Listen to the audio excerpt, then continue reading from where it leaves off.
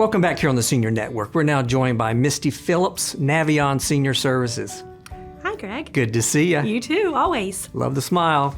Yours too. Okay, well, let's talk about Navion. All Yes. right, for the viewers that may not know, we'll just kind of go back to the basics. There's 3 different communities, right? Yes, sir. Okay, and that would be? So we have Island Cove, which is our independent living community. Okay. We have Harbor Cove, which is our memory and dementia care community. And we have Village Cove, which is our assisted living community.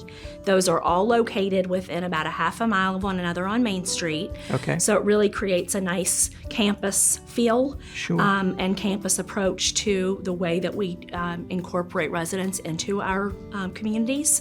And so it's nice. You can start out at one level and go where you need to go as you age in place. Right, and for the viewers, you start off with independent living, which basically means what it says, independent, Yes. correct? Correct. And then if your health start, which we all age, you would move towards maybe assisted living? So there's a couple of options. With independent living, we do have a care provider that's there full-time in place that is contracted, and they are able to provide home care services for those folks in independent living that may need just some basic help with activities of daily living. So perhaps they need supervision while they're bathing, because they're a little bit of a fall risk. Or perhaps they've just gotten home from the hospital and they're a little weak and they just need somebody to kind of help them and watch out for them. There are lots of different things that home care company can do to assist. So just because health begins to fail a little bit doesn't necessarily mean assisted living. Great point. But it does, warrant some additional help and possibly a move to assisted living. So it's a very person-centered, case-by-case basis. Well, and it brings up a question. So the communities, I know they're all close proximity to each other, and you guys do a ton of social type events. We do. Are they all separated to that community, or do the communities combine on some of the events? No, we combine. It's really that's great. fun. So a lot of times we will do outings with our memory care community and our assisted living community. And we might go take everybody to lunch or take everybody to a movie together, or things like that. We also are getting ready to do a large open house in September as Island Cove, our independent living, has undergone and is continuing to undergo a refresh and renovation.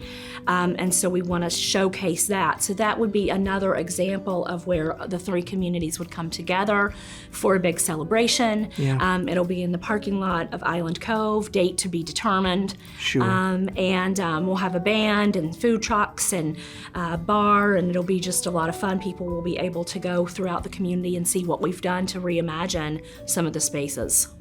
Are we going to be invited? Of course you are. Great. Sounds fun. Yeah. Well, on another note, when you walked in the studio, we were talking about this time of year, and being on the coast, that means hurricane season. Yes, sir. And I know you guys spend a lot of time preparing and just in case. So tell the viewers a little bit about what goes into preparing for that and things like that. Sure. So we have to submit our hurricane plans very early in the calendar year in preparation for hurricane season. For us, being a part of a larger company, we are blessed in that we are able to evacuate to sister communities. Over the past few years, we obviously missed last year, thank you God. Yes. But the years before that, we evacuated to sister communities in Greenville, South Carolina. And also one year we went down to Jacksonville, Florida to a couple of communities there.